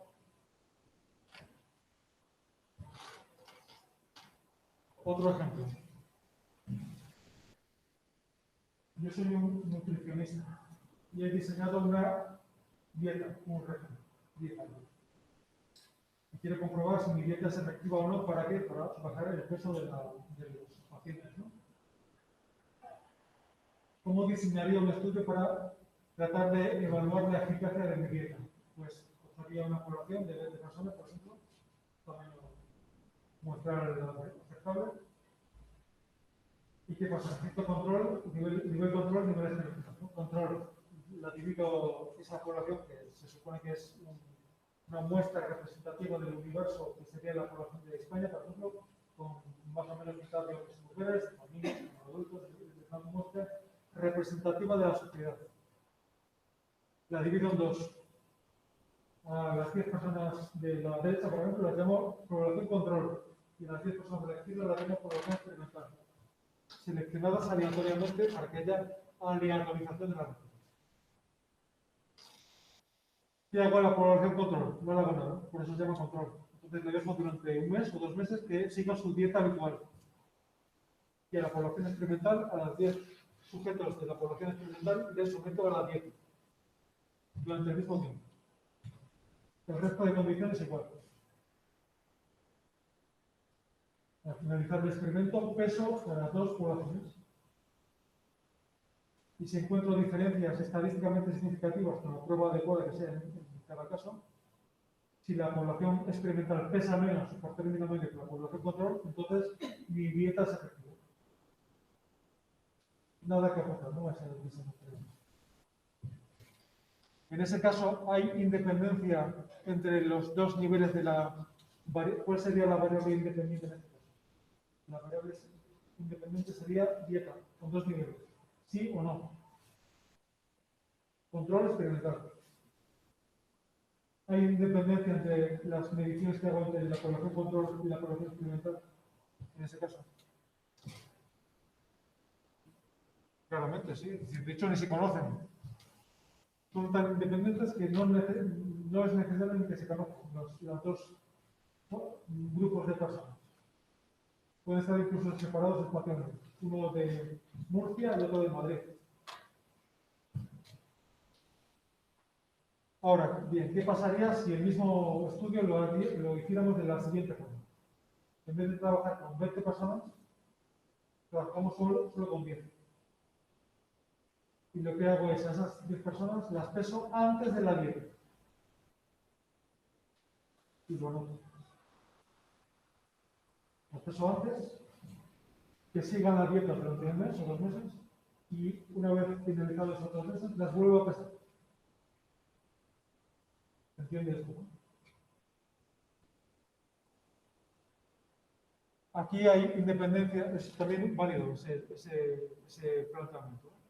De hecho, es el que más se sigue en este tipo de estudios. Antes, después. ¿Habría independencia en ese caso? Pues claramente no, porque es la misma persona, pesada 2 veces. Si era gordito, pues, hombre, habrá bajado algo de peso, pero si pesaba 100, va a pesar 90. Y el que pesaba 50 va a pesar 45. Pero el que pesaba 100 no va a pesar 45, por ejemplo. Habrá bajado respecto a su propio nivel de control, que era el anterior a la dieta. Aquí claramente no hay independencia entre las observaciones. Son los estudios de medidas emparejadas, que se llaman, en el cual cada sujeto se mide 2 veces.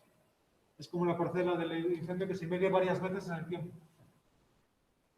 Cuando está implicada la variable tiempo en un experimento, en un estudio, sospechen, que casi siempre van a aceptar, que hay por detrás un estudio de medidas repetidas, en el cual no hay independencia, no se cumple ese tercer criterio que era necesario.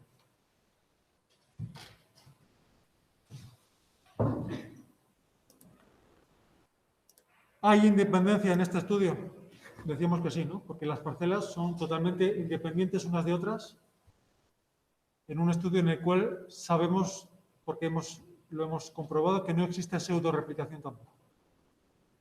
Que son verdaderas réplicas. Y el cuarto condicionante, el cuarto requisito era la homocedasticidad, o también llamado homogeneidad de las varianzas. Necesitamos que los valores en torno a la media de cada nivel varían más o menos de la misma forma. Es decir, dicho vulgar palatino, el tamaño de las cajas sea más o menos el mismo en todos los niveles.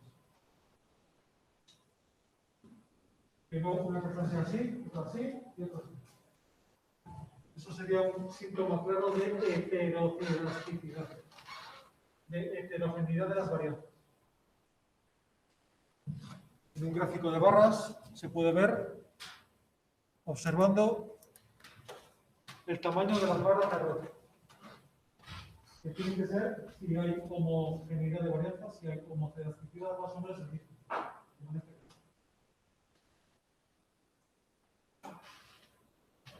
Ahí yo diría que ese requisito se cumple, que hay homogeneidad de varianzas. Si me encontrar una barra de valor así, ahí no se podría asumir que hay homogeneidad de valores.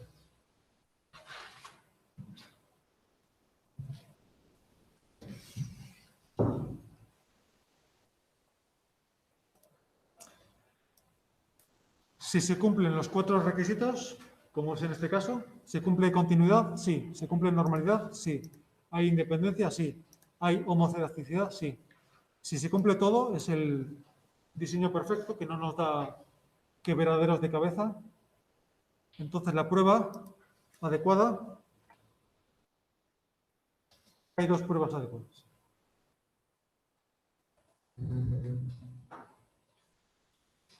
Es la AT y ANOVA.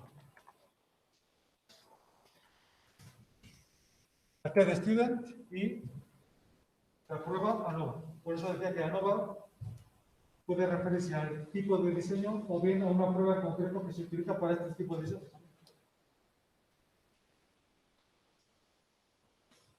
¿Cuándo hago una P y cuándo hago una ANOVA? Pues depende. Si tengo 2 niveles o si tengo más de 2 niveles. Es decir,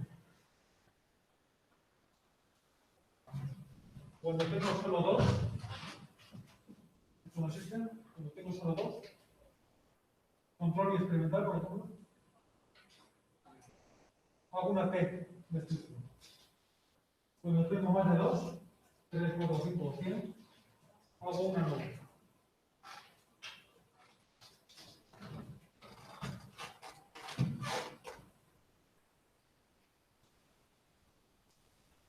¿Vale?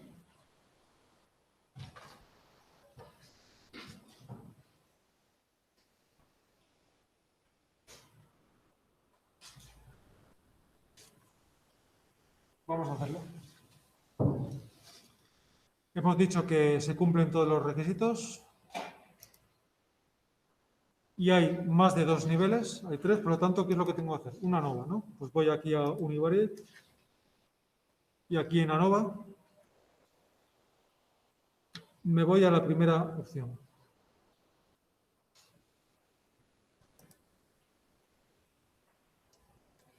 Aquí me aparece un montón de información, pero les digo en qué me tengo que fijar para anotar los resultados de la prueba, del test. Es en estos 2 valores. Decíamos que siempre que hacemos una prueba nos salen 2 numeritos, ¿no? Uno el estadístico y otro el valor de P. El estadístico, en este caso, en el caso de la prueba ANOVA, se llama F de Fisher. Entonces, lo noto ahí en el trabajo. Nos sale una F de 7,9. Pero me fijo sobre todo en el valor de P, que en este caso es falta aquí. Que es una P de 0,02. Y me van a decir ustedes qué ha pasado aquí. Conclusión del estudio. ¿Quién es el valor de la inmediata?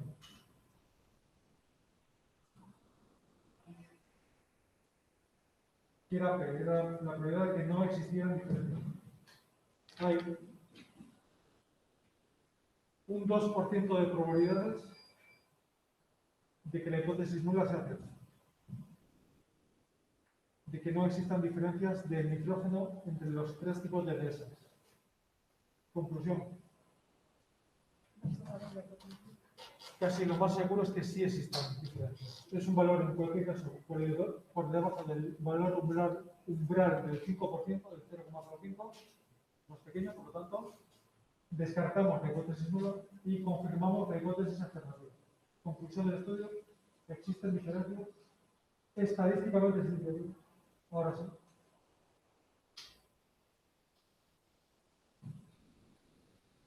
De nitrógeno entre los 3 tipos de dehesas.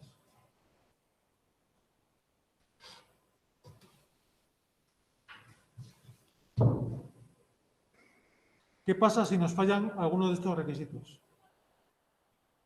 ¿Qué puede pasar? De hecho, pasa frecuentemente. ¿Qué pasa si nos fallan 1 o 2 o varios o los 4 requisitos? Continuidad no me preocupo, porque toda variable continua, toda variable discreta se puede hacer continua, ¿no? ¿Qué pasa si nos falla la normalidad? Pues se pueden hacer dos cosas. Si vemos que una variable respuesta, una variable dependiente, se aleja claramente de la normalidad, podemos hacer dos cosas. O bien, podemos intentar lo que se llama transformar la variable. Es decir, no trabajar con la variable original, tal y como nos vienen los datos, sino con una función de esa variable. Es decir, por ejemplo, no trabajar con el nitrógeno, sino trabajar con el logaritmo del nitrógeno, por ejemplo.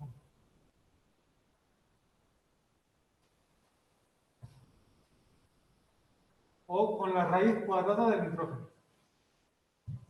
¿Por qué? Porque se ha visto que transformando de esa forma la variable tiende a normalizarse, tiende a ajustarse mejor a la campana de Gauss.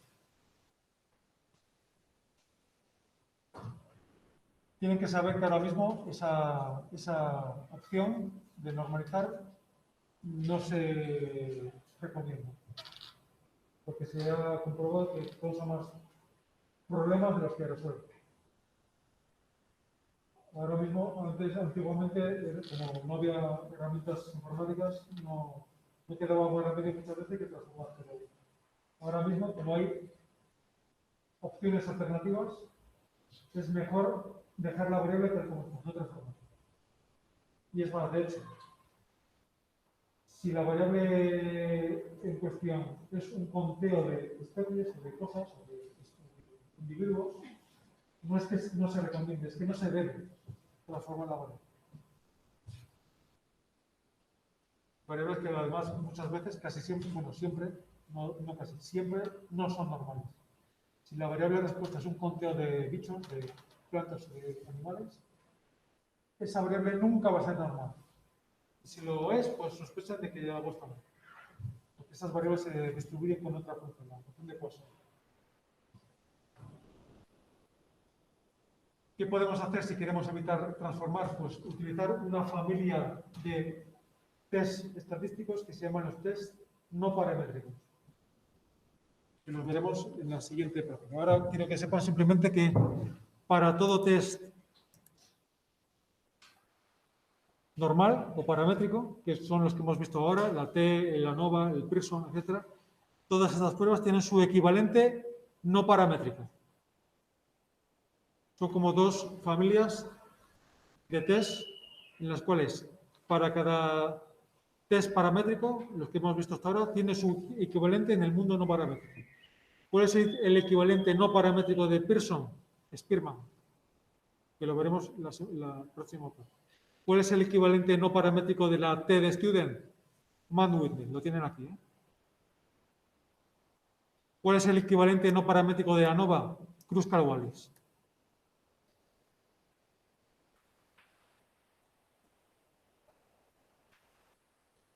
Entonces, si me pasa eso, si mi variable dependiente no se normaliza ni para atrás, pues que sepan que tiene esa opción de usar un test no paramétrico, que funciona igual, nos da un estadístico y un valor de P.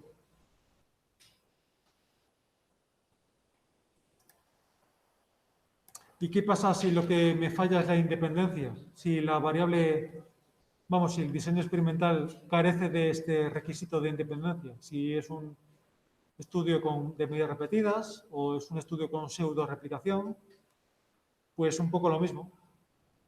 Opto por el equivalente de cada test para estudios de medidas repetidas. ¿Cómo se llama el equivalente de la prueba T para medidas repetidas? Una prueba que tiene un nombre muy original.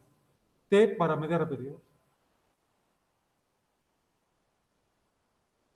¿Cómo se llama el equivalente de la prueba ANOVA para estudios de medidas repetidas? ANOVA de una vía para medidas repetidas.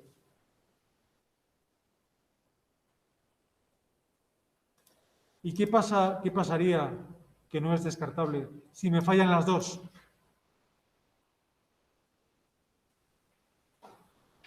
Si la variable no es normal y encima mi diseño no tiene independencia.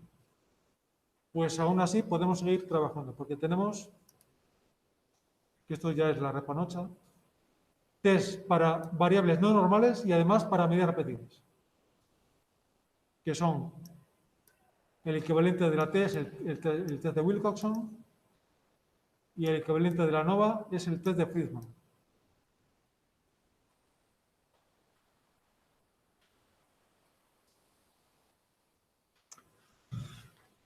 Antes que me lo haga, me lo auto hago yo. ¿Me tengo que saber esta tabla? Sí. Es recomendable que lo sé. Porque si no encuentras la clave de lo que hemos visto hoy. ¿Cuál es la prueba adecuada en este caso? Pues la clavo me la das a tabla.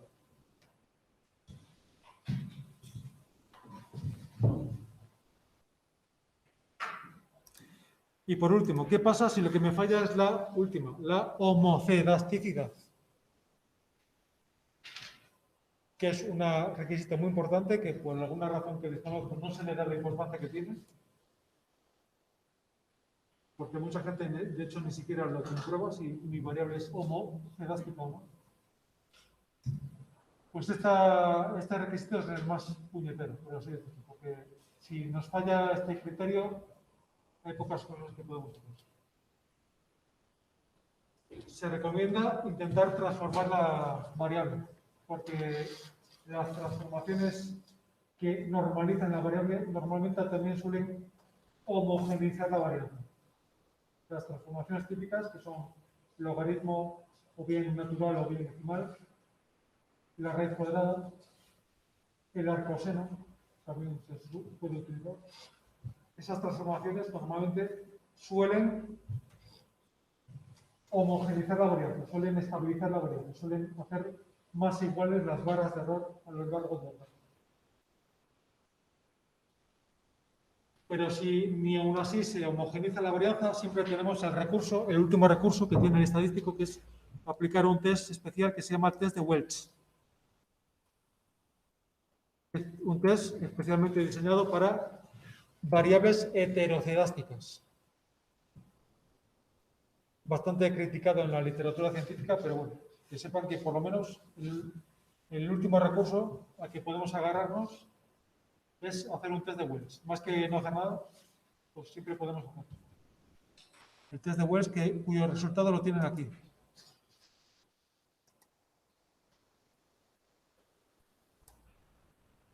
¿Qué hubiera pasado en este caso si hubiéramos encontrado heterocedasticidad entre los tres grupos de muestras? Pues el test de Welch nos hubiera dicho que tenemos una P de 0,04 por debajo del 0,05, por lo tanto, sí que seguiríamos pudiendo confirmar la hipótesis alternativa, que existen diferencias estadísticamente significativas en el nivel de nitrógeno entre los tres grupos de muestras.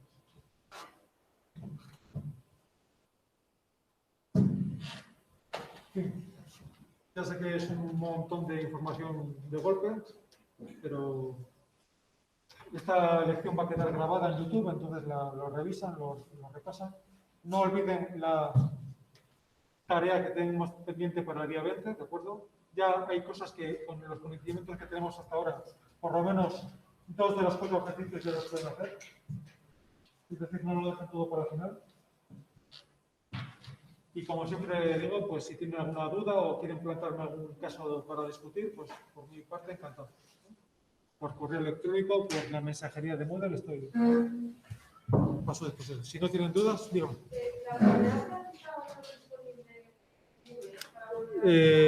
Sí, es verdad, me lo acabo de recordar. Tengo que preguntar a Guisuraga si se acordó de grabarla, que espero que sí.